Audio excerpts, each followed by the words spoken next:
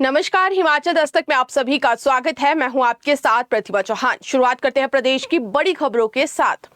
हिमाचल प्रदेश में भी राम मंदिर में चंदा चोरी मामले पर राजनीति गर्मा गई है। कल सुबह यानी कि मंगलवार को 9 बजे सीएम सुक्खू अपनी पूरी कैबिनेट विधायकों के साथ राम मंदिर शिमला जाएंगे। चंदा चोरी से आहत सीएम मंत्रियों समेत वहां पर श्री राम की पूजा अर्चना करेंगे। चंदा चोरी मामले को लेकर कांग्रेस भाजपा पर लगातार जो है वो हावी हो रही है। उधर भाजपा के लिए ये मुद्दा गले की फांस बनता जा रहा है। देश भर में आप देखिए तो राम मंदिर में चढ़ावा चोरी पर विपक्ष एक्टिव हो गया है।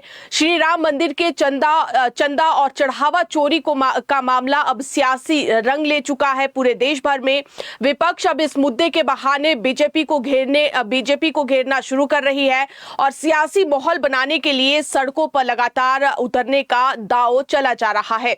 आप देखिए तो कांग्रेस यूपी में कांग्रेस पदयात्रा शुरू कर रही है, तो उद्धव ठाकरे की शिवसेना ने महाराष्ट्र में राम रक्षा आंदोलन शुरू कर दिया है।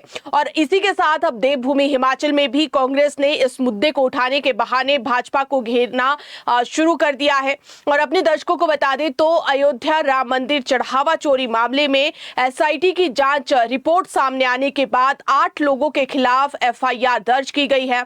हाईकोर्ट की लखनऊ पीठ में मामले की सीबीआई जांच और कैग ऑडिट की मांग वाली यह जनहित याचिका सुनवाई के लिए सूचीबद्ध हो चुकी है। अब आप देखिए कि राम मंदिर में चंदा चढ़ावा चोरी मामले को लेकर हिमाचल में भी कांग्रेस ने सियासी तौर पर जो है वो यहां पर आप देखिए कि किस तरीके से विरोध करना शुरू कर दिया है। और कल जो है वो सीएम सुक्खू तमाम अपने कैबिनेट मंत्रियों के साथ, विधायकों के साथ और कांग्रेस नेताओं के साथ शिमला के राम मंदिर जाएंगे और राम मंदिर में पहुंचकर जो है वो वहां पर पूजा अर्चना भी की जाएगी और एक विरोध किया जाएगा। क्योंकि जिस तरीके से जो है वो दिल्ली में भी लगातार जो है वो केंद्र विपक्ष जो है वो लगातार भाजपा को घेरने का प्रयास कर रही है और चंदा चोरी मामले को लेकर भाजपा के और केंद्र सरकार की चुप्पी को लेकर जो है वो कई सवाल खड़े कर रही है। देश भर में जहां जहां पर भी भाजपा काबिज है और खासतौर पर केंद्र सरकार की बात करें तो वहां पर लगातार जो है वो विपक्ष ने केंद्र चंदा चोरी मामले को लेकर राम मंदिर में, क्योंकि ये एक प्रतिष्ठा का सवाल है। जिस तरीके से पिछले चुनाव में, लोकसभा के चुनाव में आपने देखा कि राम मंदिर को किस तरीके से जो है वो भाजपा ने राजनीतिक तौर पर भी जो है वो इसका चुनाव में भी भाजपा को काफी फायदा मिला था और इसी को लेकर अब कांग्रेस इसे भुनाने का प्रयास कर रही है। और ये कहा जा रहा है लगातार कांग्रेस की तरफ से कि जिन राम भगवान की वजह से जो है वो भाजपा सत्ता में आई, आज उसी भगवान की वजह से जो है वो आज किस तरीके से उनके चढ़ावे का इस्तेमाल गलत तरीके से किया गया। तो कुल मिलाकर जो है वो राम मंदिर में जो एक बड़ा घोटाला सामने आया, जिस तरीके से राम मंदिर में जो लोगों द्वारा अपने आस्था को देखते हुए लोगों ने चढ़ावा चढ़ाया, उस चढ़ावे में जितना घोटाला अभी तक परतें खुलती जा रही है, लाखों करोड़ों अरबों के जो एक तरफ से उसमें लगातार जो है वो घोटाला सामने आ रहा है, उसको लेकर जरूर कहीं ना कहीं कांग्रेस का ये आरोप है कि लोगों की भावनाओं के साथ खेला गया है, लोगों के धर्म के साथ खेला गया है और कहीं ना कहीं जो है वो यहाँ पर जितने भी श्रद्धालु मंदिर आते हैं उनको एक तरीके से जो है उनकी भावनाओं को यहां पर ठेस पहुंचाई गई है। और इसी मुद्दे को पूरे देश भर में कांग्रेस विपक्ष जो है भुनाने का प्रयास करे और खासतौर पर अब हिमाचल प्रदेश यानी कि देवभूमि में भी कांग्रेस ने अब राम मंदिर को लेकर जो है भाजपा को घेरने का पूरी तैयारी जो है वो यहां पर कर ली है। कल से इसकी शुरुआत होगी। कल कांग्रेस के तमाम नेता, खासतौर पर सुक्खू सरकार के पूरे मंत्री जो है वो राम मंदिर आएंगे, पूजा अर्चना शांतिप्रिय तरीके से करेंगे और इस पूरे मामले में जो एक तरीके से हम कह सकते हैं कि मंदिर में जो चढ़ावा लोगों द्वारा चढ़ाया गया था, जिस तरीके से उसका दुरुपयोग हुआ है, इसका विरोध भी जो है वो कल जताने वाले हैं। फिलहाल हम अगली खबर की बात करते हैं। 20 जुलाई को मंत्रिमंडल की बैठक फिर से संभावित है। विभागों ने कैबिनेट एजेंडे बनाना शुरू कर दिया है और बैठक में सीबीएसई शिक्षकों की नियुक्ति पर फैसला हो सकता है। इसके अलावा भी कई विभागों में खाली पदों को भरने की की मंजूरी भी मिल सकती है। कैबिनेट को लेकर सरकार ने तमाम सभी विभागों से एजेंडे मंगवा लिए हैं। अगली खबर की बात करें तो प्रदेश सरकार ने कई दिनों से चल रही चर्चाओं को विराम देते हुए आज बड़ा प्रशासनिक फेरबदल किया है। इसमें 15 आईएएस अधिकारियों को नए विभाग सौंपे गए हैं तो 2 आईएएस को अतिरिक्त कार्यभार दिया गया है। इसके साथ ही 16 एचएस अधिकारियों समेत 9 एसडीएम को भी इधर से उधर कर दिया गया है। बताया यह भी जा रहा है कि अब जल्दी ही कुछ जिलों के डीसी भी बदले जाएंगे, जिनके तबादलों को लेकर चर्चा शुरू हो चुकी है, मगर अभी आदेश जारी नहीं हुए हैं और इसका बेसब्री के साथ जो है वो इंतजार चल रहा है। सोलन, कांगड़ा, मंडी, किन्नौर, बिलासपुर और ऊना जिला के डीसी बदले जाने हैं और इन जिलों में डीसीज को 3 साल या उससे ज्यादा का समय हो चुका है। अब सरकार आजकल में नए डीसी के आदेश जारी कर सकती है। वहीं सरकार ने अभी कुछ विभागों के प्रमुख भी बदलने हैं। आज जारी हुए तबादला आदेशों के अनुसार अगर देखें तो आईएएस अभिषेक जैन को उनकी मौजूदा जिम्मेवारियों के साथ साथ वित्त आयुक्त का अतिरिक्त कार्यभार सरकार ने सौंपा है। वहीं लंबे समय से पोस्टिंग की प्रतीक्षा कर रहे सुदेश कुमार मोक्टा को सचिव सहकारिता नियुक्त किया गया है। अमरजीत सिंह अब सचिव टाउन एंड कंट्री प्लानिंग एवं हाउसिंग के रूप में कार्य करेंगे और उनके पास गृह सचिव का अतिरिक्त प्रभार भी बना रहेगा। सरकार ने कई निगमों और विभागों में भी नए प्रबंध निदेशक नियुक्त किए हैं। तोरुल एस रवीश को निदेशक भू संपदा लगाया गया है।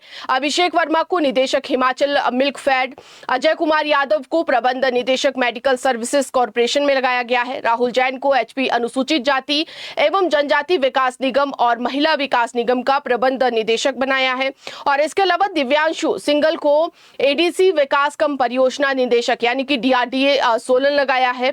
ओमकांत ठाकुर को एमडी राज्य हस्तशिल्प एवं हथकरघा निगम का जिम्मा दिया है। गुरसिमर सिंह को एमडी जनरल इंडस्ट्रीज कॉर्पोरेशन तथा महेंद्र पाल गुर्जर को एचपी पावर ट्रांसमिशन कॉर्पोरेशन में निदेशक कार्मिक एवं वित्त नियुक्त किया गया है। फील्ड प्रशासन में भी कई बदलाव किए गए हैं, जिसमें ईशान जसवाल को एडीसी ऊना, रुपिंदर कौर को एडीसी बिलासपुर, प्रियांशु खाती को एडीसी मंडी, राजदीप सिंह को नगर निगम सोलन का आयुक्त बनाया है। डॉक्टर अंजलि गर्ग को एसडीएम कांगड़ा और चंद्र प्रकाश को एसडीएम मंडी नियुक्त किया गया है। वहीं विनय कुमार को अपने वर्तमान दायित्व के साथ HP state backward classes finance and development corporation के प्रबंध निदेशक का अतिरिक्त कार्यभार दिया गया है। वहीं प्रदेश सरकार ने 16 एचएस अधिकारियों के भी तबादला आदेश आज जारी किए हैं। इनमें कुल्लू के अतिरिक्त उपायुक्त निदेशक डीआरडीए अश्वनी कुमार को लाहौल स्पीति के केलांग में आईडीटीपी परियोजना अधिकारी नियुक्त किया गया है। सोलन नगर निगम की आयुक्त एकता कापटा को चिकित्सा शिक्षा एवं अनुसंधान विभाग में अतिरिक्त निदेशक बनाया गया है। शिल्पी बेगटा को अतिरिक्त सचिव लोक निर्माण का कार्यभार सौंपते हुए राज्य निर्वाचन आयोग के सचिव का अतिरिक्त दायित्व भी दिया गया है। वहीं सुरजीत सिंह को कुल्लू में अतिरिक्त जिला दंडाधिकारी निदेशक डीआरडीए नियुक्त किया गया है।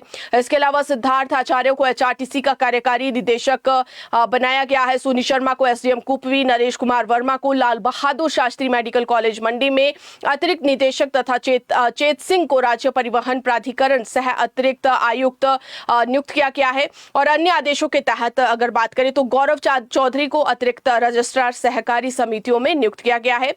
विश्व भारती को एसडीएम कफोटा बनाया गया है। रमन कुमार शर्मा को एसडीएम फतेहपुर, अभिषेक बरवाल को एसडीएम घुमारवी, पूजा अधिकारी को एसडीएम नगरोटा बगवा तथा अमन कुमार को एचपीएमसी का महाप्रबंधक नियुक्त किया गया है। तो कुल मिलाकर बड़े लेवल पर आज सरकार ने काफी जो प्रशासनिक फेरबदल है वो किया है, जिसमें कि 18 आईएएस अफसर और 16 जो है वो एचएस अफसरों के तबादले किए हैं और अब जो है वो कल या आज डीसी के तबादले भी जल्द होने की संभावना है, क्योंकि कई जिलों में जिसमें कि आप बिलासपुर ले लीजिए, ऊना ले लीजिए, कांगड़ा ले लीजिए, तमाम ऐसे सोलन जिनमें ये ऐसे जिले हैं जहां पर डीसी को 3 साल से ज्यादा का समय हो गया है। तो अब सरकार जो है वो डीसी के फेरबदल के आदेश भी जल्द जारी करने वाली है।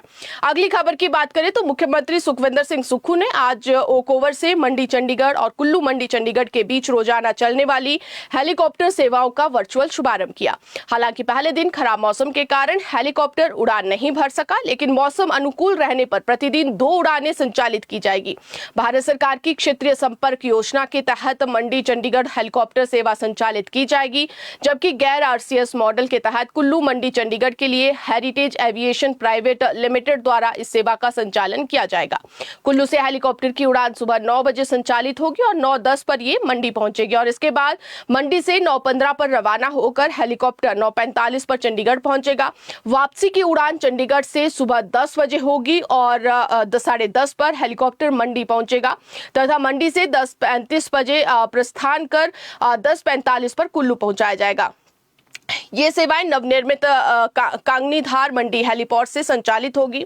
आरसीएस उड़ान योजना के तहत मंडी चंडीगढ़ सेक्टर के लिए किराया 3500 रुपए निर्धारित किया गया है, जबकि कुल्लू मंडी चंडीगढ़ सेक्टर के लिए किराया 8500 रुपए तय किया गया है।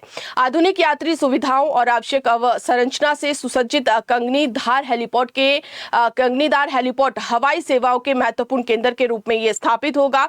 मंडी और कुल्लू जिलों के लोगों को हेलीकॉप्टर सेवाओं के शुभारंभ पर बधाई देते हुए मुख्यमंत्री ने कहा है कि इन हेलीकॉप्टर सेवाओं की शुरुआत के साथ हवाई संपर्क के क्षेत्र में एक और महत्वपूर्ण उपलब्धि हासिल हुई है और इन सेवाओं से यात्रा समय में उल्लेखनीय कमी आएगी, पर्यटन को बढ़ावा मिलेगा, आपातकालीन सेवाओं की क्षमता मजबूत होगी और स्थानीय निवासियों और पर्यटकों को भी बेहतर सुविधा इससे प्रदान होगी। सीएम ने कहा कि हमीरपुर जिले के जसकोट, कांगड़ा जिले के रक्कड़ और पालमपुर तथा चंबा के हेलीपोर्ट का निर्माण कार्य अंतिम चरण पर चला हुआ है और इन हेलीपोर्ट के बनने से उच्च श्रेणी के पर्यटकों का हिमाचल प्रदेश में आगमन बढ़ेगा, जिससे स्थानीय लोगों के लिए आय और रोजगार के नए अवसर सृजित होंगे। वहीं सीएम सुक्खू ने कहा कि ऊना में हेलीपोर्ट निर्माण के लिए राज्य सरकार ने धनराशि का प्रावधान किया है और नाहन और सोलन में भी हेलीपोर्ट बनाने पर विचार किया जा रहा है। इसके अलावा लाहौल स्पीति जिले के रंगरीक में सेना के सहयोग से एक हेलीपोर्ट का निर्माण भी किया जा रहा है। अगली खबर की बात करें तो शिमला में आयोजित प्रेस वार्ता को संबोधित करते हुए कांग्रेस प्रभारी रजनी पाटिल ने कहा कि प्रदेश में अब कांग्रेस संगठन पूरी तरह से तैयार हो चुका है, जिसके नए पदाधिकारियों ने काम संभाल लिया है। ऐसे में सरकार और संगठन के बीच तालमेल बनाना जरूरी है, जिसके लिए काम किया जाएगा।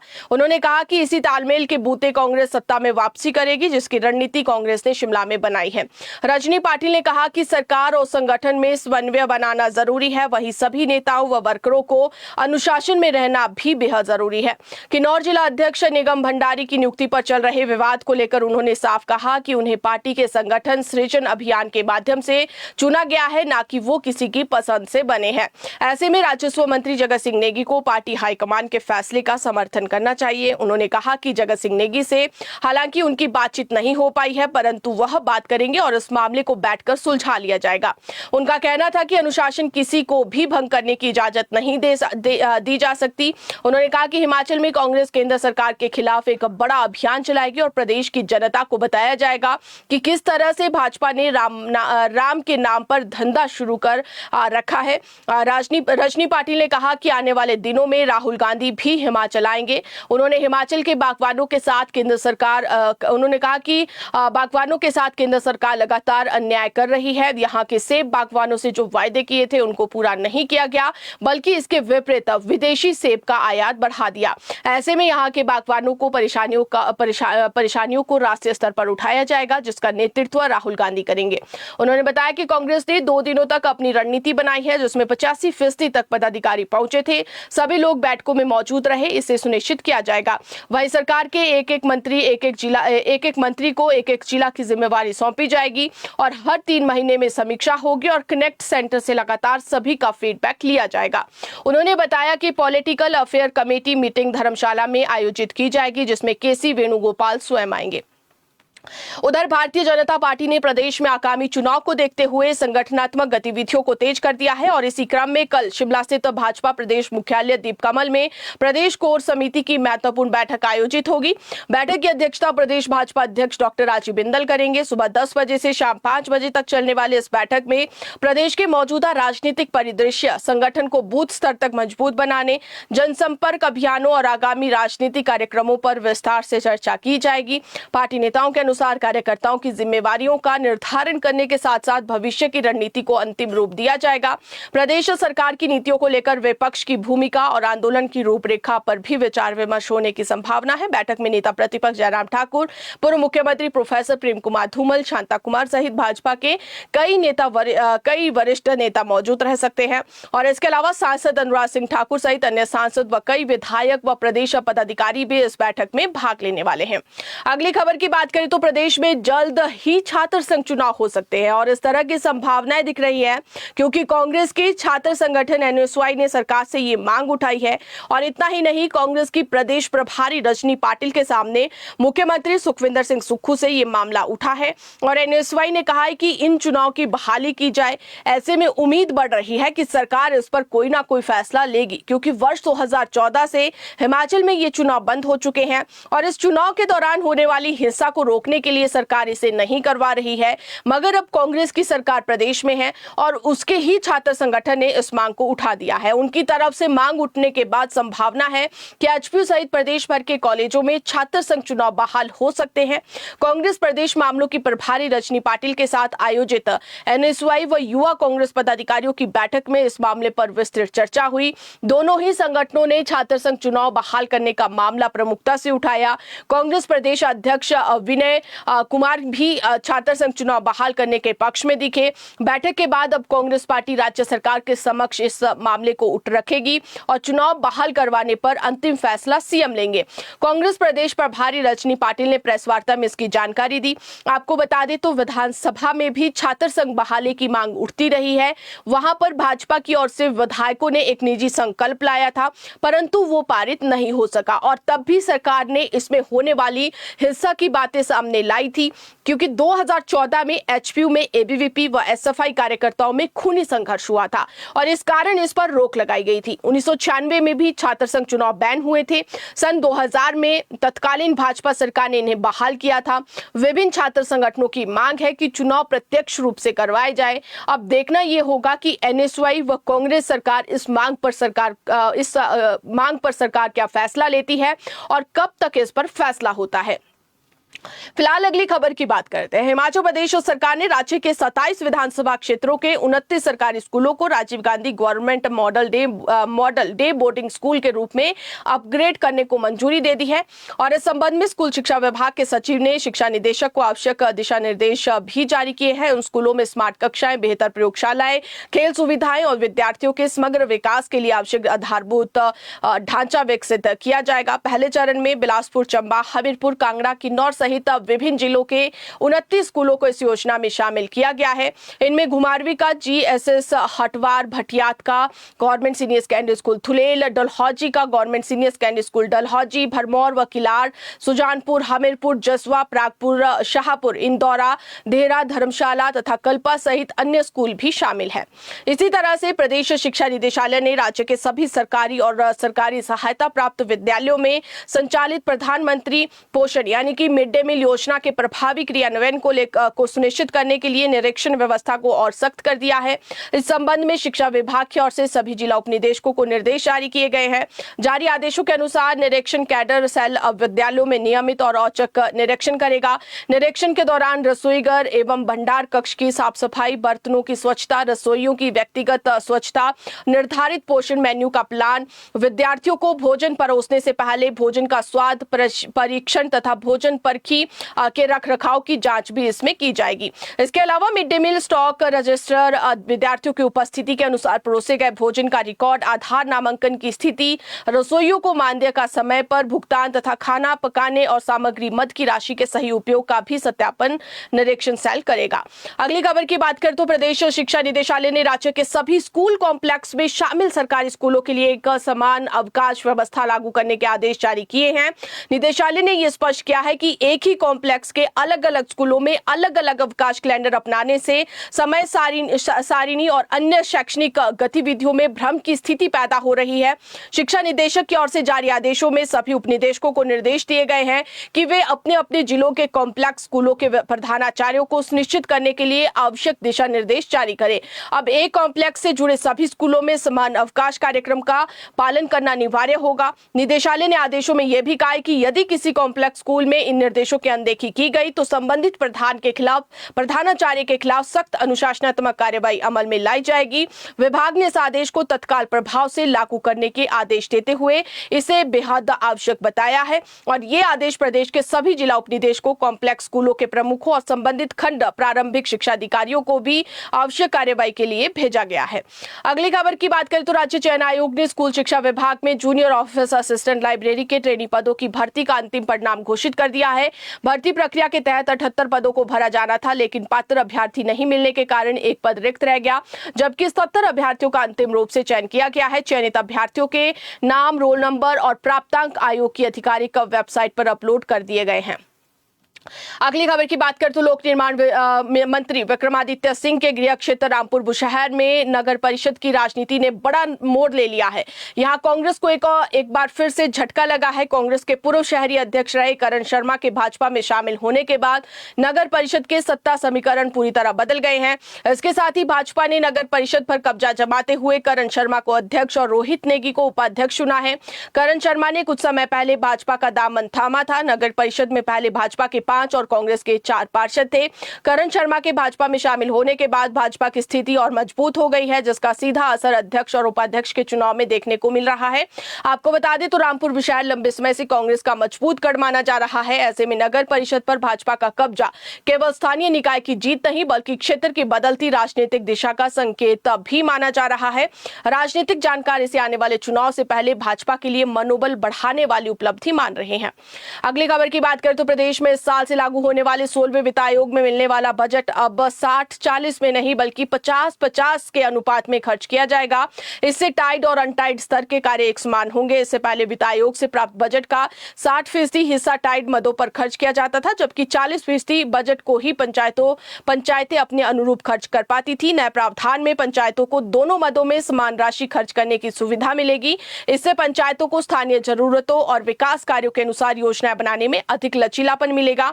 आपको बता दें तो टाइड मद में पैसे पेयजल आपूर्ति, वर्षा जल संचयन और जल पुनर्चक्रण पर खर्च किया जाएगा। साथ ही स्वच्छता और कचरा प्रबंधन, सामुदायिक शौचालयों का निर्माण, रख रखाव और नाली सीवर प्रबंधन को सुदृढ़ इसमें बनाया जाता है। अनटाइड स्तर के बजट को पंचायतें स्थानीय और बुनियादी जरूरतों के अनुसार प्रस्ताव पास करती है।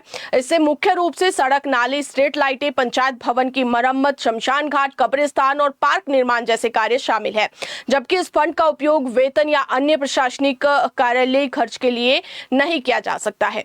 अगली खबर की बात करें तो भारत के उपराष्ट्रपति सीपी राधाकृष्णन 10 जुलाई को एक दिन के लिए शिमला दौरे पर आ रहे हैं। उपराष्ट्रपति शिमला में भारतीय उच्च अध्ययन संस्थान में कार्यक्रम में भाग लेंगे और कार्यक्रम के बाद वो उसी दिन नई दिल्ली रवाना हो जाएंगे। अगली खबर की बात करें तो शिमला जिला के एक सरकारी वरिष्ठ माध्यमिक विद्यालय के प्रधानाचार्य पर 2 नाबालिग छात्रों के साथ कथित मारपीट और एक छात्रा के प्रति अभद्र टिप्पणी करने के आरोप लगे हैं। मामला शिमला के सुन्नी थाना क्षेत्र का है। पुलिस के अनुसार ये मामला एक अभिभावक की शिकायत पर दर्ज किया गया है। शिकायत में आरोप लगाया गया है कि विद्यालय की प्रार्थना सभा के दौरान प्रधानाचार्य ने शिकायतकर्ता की 16 वर्षीय नाबालिग बेटी और उसके 15 वर्षीय नाबालिग भांजे को सार्वजनिक रूप से थप्पड़ मारकर शारीरिक रूप से प्रताड़ित किया। शिकायत में यह भी आरोप लगाया गया है कि प्रधानाचार्य ने 16 वर्षीय छात्रा की गरिमा को ठेस पहुंचाते हुए पूरे विद्यालय की सभा के सामने उसके बारे में अशोभनीय और अभद्र टिप्पणियां की। पुलिस ने अभिभावक की शिकायत पर भारतीय न्याय संहिता और किशोर न्याय अधिनियम की संबंधित धाराओं के तहत केस दर्ज कर जांच शुरू कर दी है।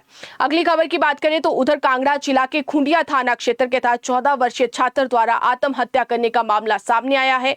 वहीं इस संबंध में मृतक छात्र के पिता ने स्कूल प्रबंधन के 4 जिम्मेवार लोगों के खिलाफ पुलिस में मामला दर्ज करवा दिया है। परिजनों का आरोप है कि हॉस्टल में लगातार मानसिक और शारीरिक प्रताड़ना से परेशान होकर छात्र ने यह कदम उठाया। मृतक छात्र 9वीं कक्षा का छात्र था। मृतक छात्र के पिता ने अपनी शिकायत में बताया कि 2025 में अपने इकलौते बेटे का दाखिला एक निजी स्कूल में करवाया था। छात्र स्कूल के हॉस्टल में रहकर पढ़ाई कर रहा था। पिता ने आरोप लगाया कि पिछले कुछ समय से वो लगातार हॉस्टल में नहीं रहने की जिद कर रहा था। उसने परिवार को बताया था कि हॉस्टल में स्टाफ डंडों से मारपीट करता है और मानसिक रूप से प्रताड़ित करता है। यहाँ तक कि नया डंडा आने पर उसकी टेस्टिंग उसी पर करने की बात कहकर पीटा जाता था। पिता का कहना है कि घर लौटने के बाद बाद बेटा बेहद सहमा और परेशान था। उन्होंने उसे भरोसा दिलाया कि सोमवार को स्कूल जाकर पूरे मामले में प्रबंधन से बात करेंगे, लेकिन बीती शाम को जब परिवार खेत में काम कर रहा था तो घर पत्नी के रोने की आवाज आई और घर पहुंचने पर देखा कि बेटा कमरे में फंदे से लटका हुआ था। परिजन उसे तुरंत सिविल अस्पताल खुंडिया ले गए, जहां चिकित्सकों ने उसे मृत घोषित कर दिया। पुलिस ने पिता की शिकायत के आधार पर स्कूल के एमडी, प्रिंसिपल, हॉस्टल वार्डन और बस चालक के खिलाफ भारतीय न्याय संहिता की धारा 108 और धारा 3 के तहत जो है वो मामला दर्ज कर दिया है। अगली खबर की बात करें तो हिमाचल प्रदेश के सोलन जिले में एक सनसनीखेज वारदात सामने आई है, जहां कसौली विधानसभा क्षेत्र के भोली पंचायत के जोहट पटियाल गांव में एक नेपाली मूल के व्यक्ति की उसके प्रेम प्रसंग के चलते पत्नी और उसके कथित प्रेमी ने मिलकर हत्या कर दी। पुलिस ने इस मामले में मृतक की पत्नी और उसके कथित प्रेमी को गिरफ्तार कर आगे की जांच शुरू कर दी है। प्राप्त जानकारी के अनुसार शनिवार रात को मृतक के घर में एक कार्यक्रम का आयोजन किया गया था और इस दौरान किसी बात को लेकर विवाद हो गया। प्रारंभिक जांच में आरोप है कि इस विवाद के बाद महिला और उसके कथित प्रेमी ने व्यक्ति पर चाकू से हमला कर उसकी हत्या कर दी। तो फिलहाल जो है वो पुलिस इस पूरे मामले की जांच कर रही है। मंडी के सुंदरनगर में आज एक प्राइवेट बस दुर्घटनाग्रस्त हो गई। बस बिलासपुर से सुंदरनगर जा रही थी और इस दौरान भवाना पुल से लगभग 200 मीटर पीछे बस पलट गई।